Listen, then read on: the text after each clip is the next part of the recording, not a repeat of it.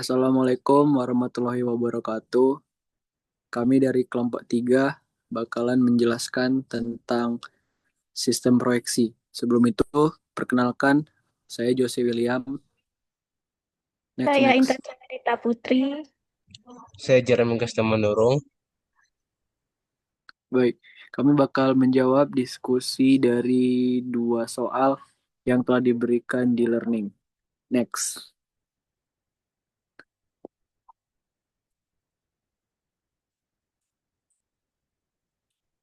next.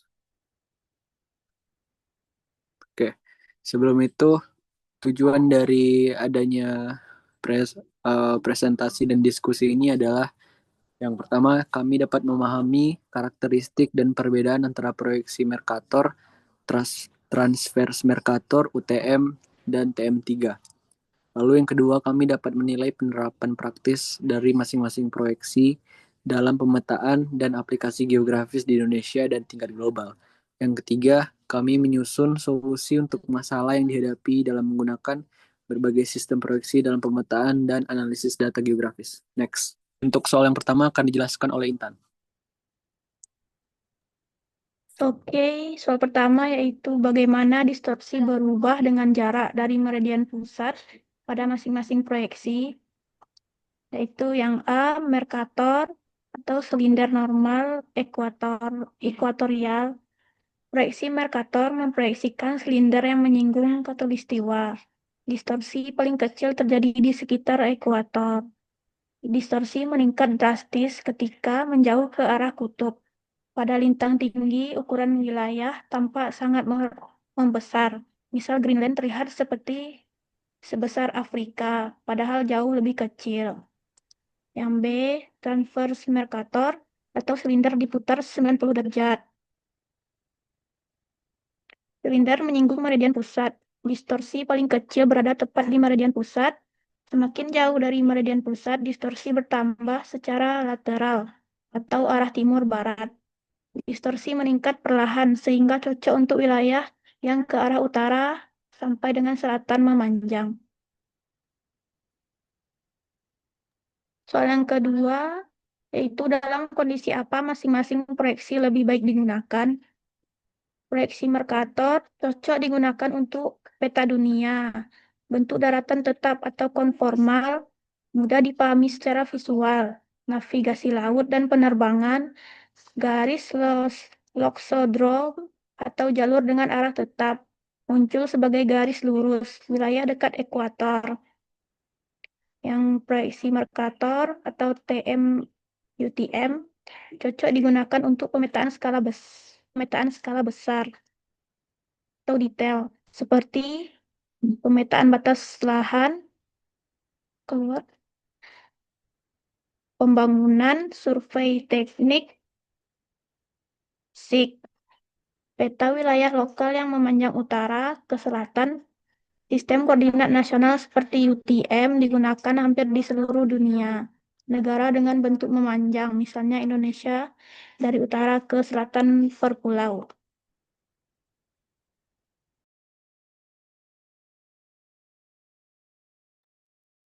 Baik, selanjutnya soal yang masih di nomor 1,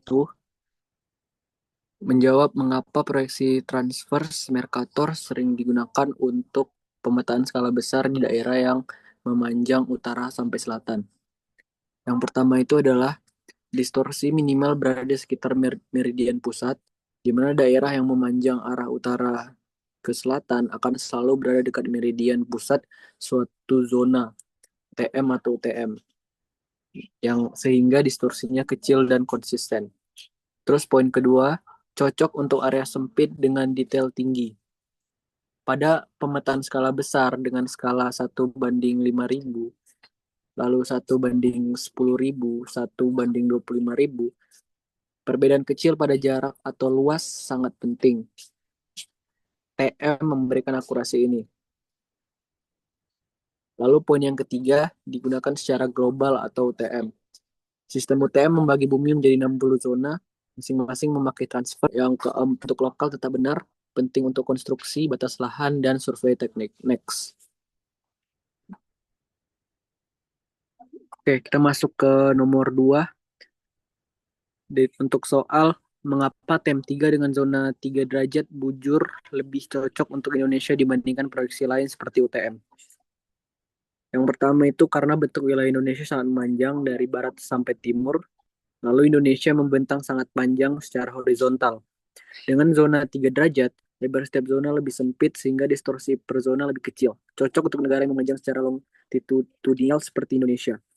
Yang kedua, Indonesia berada di dekat garis khatulistiwa. Distorsi proyeksi transvers Mercator paling kecil pada daerah yang dekat dengan meridian tengah dengan zona sempit 3 derajat, jarak suatu titik ke meridian tengah selalu lebih dekat sehingga distorsi skala lebih terkontrol. Dan untuk yang ketiga, syarat presisi tinggi untuk pemetaan pertanahan. BPN membutuhkan ketelitian sentimeter sehingga milimeter. TM3 memberikan akurasi lebih baik daripada UTM zona 6 derajat. Karena zona UTM lebih lebar, menjadikan distorsi lebih besar. Sehingga sulit digunakan untuk bidang tanah yang kecil tapi butuh presisi tinggi. Next.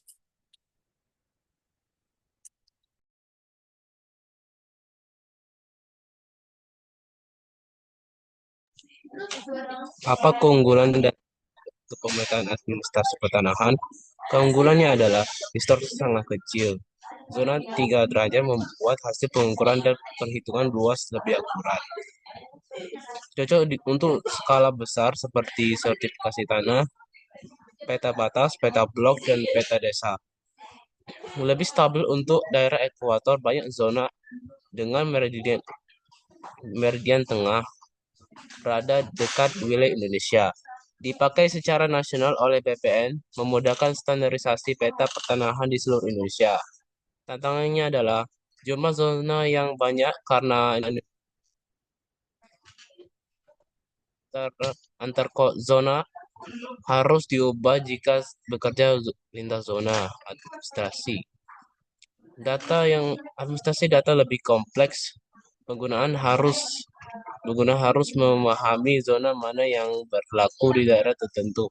Potensi kebingungan ketika overlay data jika peta dari berbagai lembaga memakai proyeksi berbeda, misalnya UTM versus TM3. Perlu transformasi koordinat agar data bisa disatukan. Bagaimana proyeksi TM3 membantu mengurangi distorsi dalam pemetaan tanah Indonesia, khususnya untuk skala besar? TM3 mengurangi distorsi dengan cara zona sempit. Jarak ke meridian tengah lebih dekat, semakin dekat dengan meridian tengah, skala proyeksi semakin mendekati 1000. Ini membuat panjang luas bentuk tetap konsisten dan akurat. B. Faktor skala lebih kecil dibanding UTM. Skala standar TM3 adalah 0,9999. Skala UTM adalah 0,9996. Artinya, TM3 memberikan penyusutan proyeksi yang lebih kecil sehingga distorsi juga lebih kecil. Sangat ideal untuk skala besar. 1:1000 sampai 1:5000. Pada peta pertanahan, sekecil apapun distorsi akan mempengaruhi batas kepemilikan,